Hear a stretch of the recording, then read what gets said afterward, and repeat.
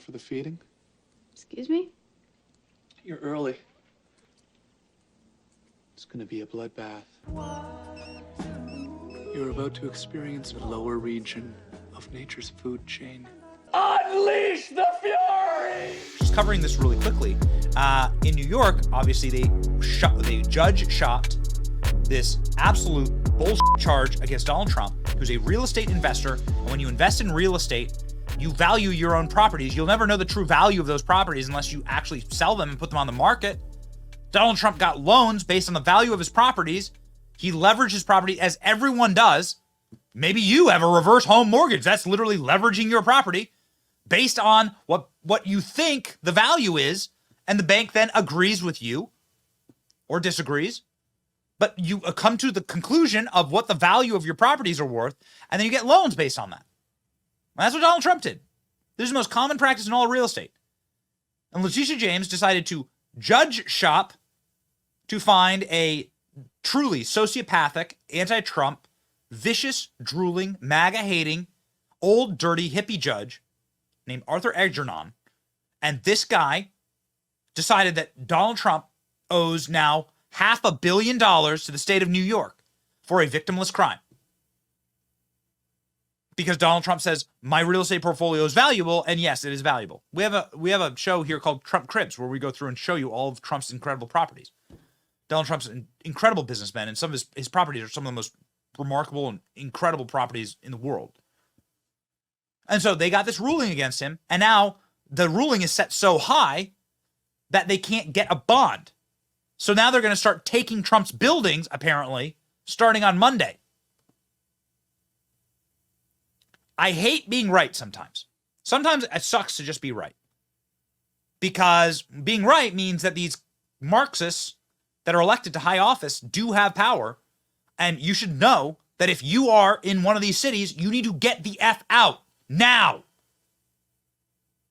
These places are not safe for you. They will not stop at Donald Trump.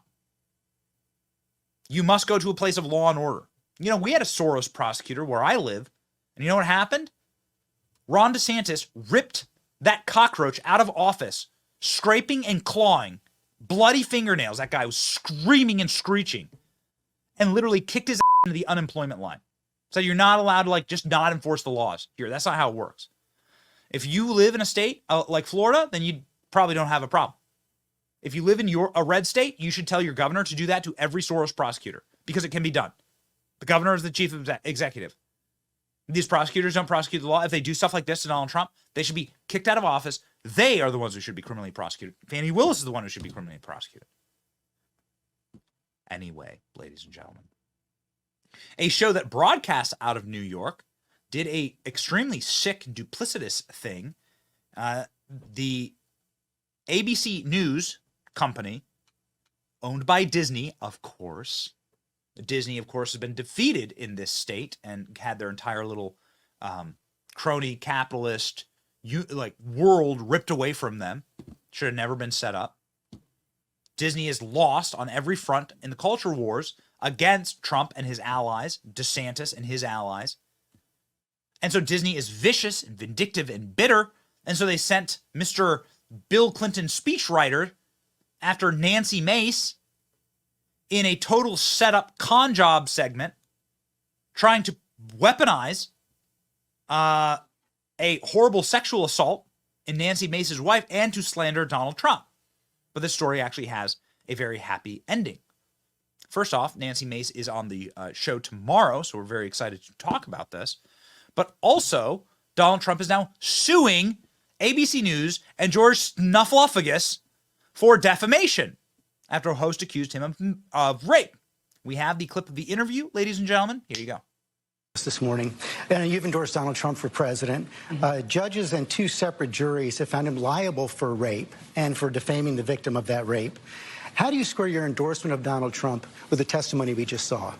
Well, I will tell you, I was raped at the age of 16. And any rape victim will tell you, I've lived for 30 years with an incredible amount of shame over being raped. I didn't come forward because of that judgment and shame that I felt.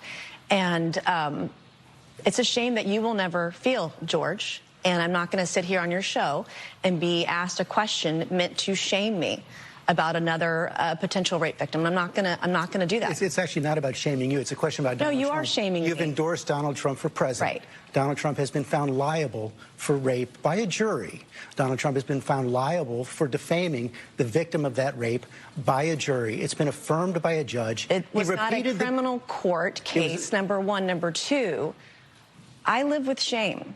And you're asking me a question about my political choices, trying to shame me as a rape victim, and I find it disgusting. And quite frankly, E. Jean Carroll's comments when she did get the judgment, joking about what she was going to buy, it makes it harder for women to come forward when they make a mockery out of rape, when they joke about it. Doesn't it make it harder for women to come?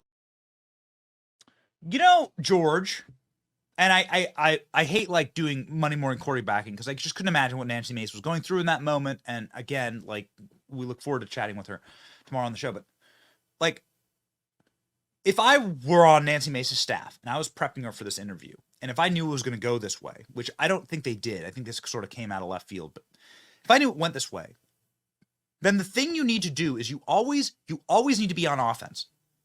Don't ever be on defense on these kind of things. Always be on offense. Say this: there are over a dozen women who credibly accuse your former boss that you worked for 20 years. Nigh on 20 years, George. How you have a job in news after being Bill Clinton's speechwriter and mastermind, we'll never know. But nonetheless, you worked for an accused rapist who had to do multiple payouts to multiple women. Hush money. Paula Jones is one of them.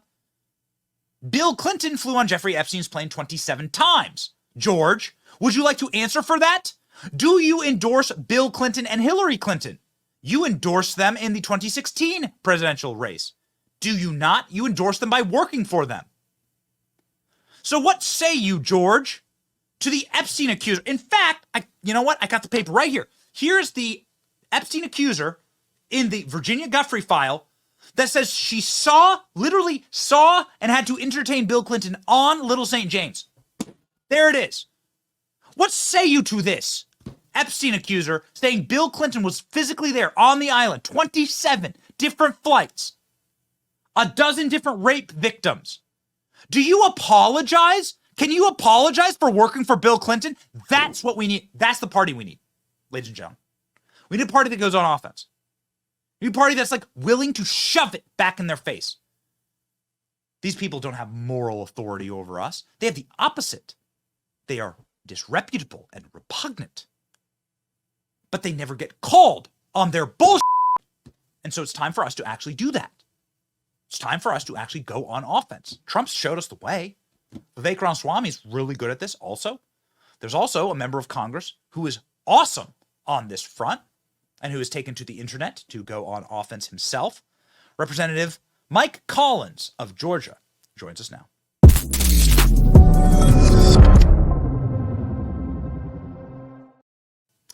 This is a crazy thing that's happened to your colleague, Nancy Mace, and this lawsuit now against ABC News, I think, is totally justified. Your thoughts?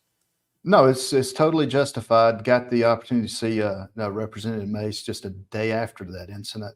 And everybody on our side told her she has just done a great job. No doubt that she was put in a tough situation, probably didn't know it was coming. And, sure, George deserves to get sued. He also deserves for a lot of that to come back out in the open back during the Clinton days, because most people don't know that he was just a straw boss hitman for Clinton. And he would literally take people out. There's evidence of that on the telephone where they filmed him talking to people, telling them, if you come out with this news, we'll destroy you. So, good job. I'm glad that somebody's going to step up and sue this guy.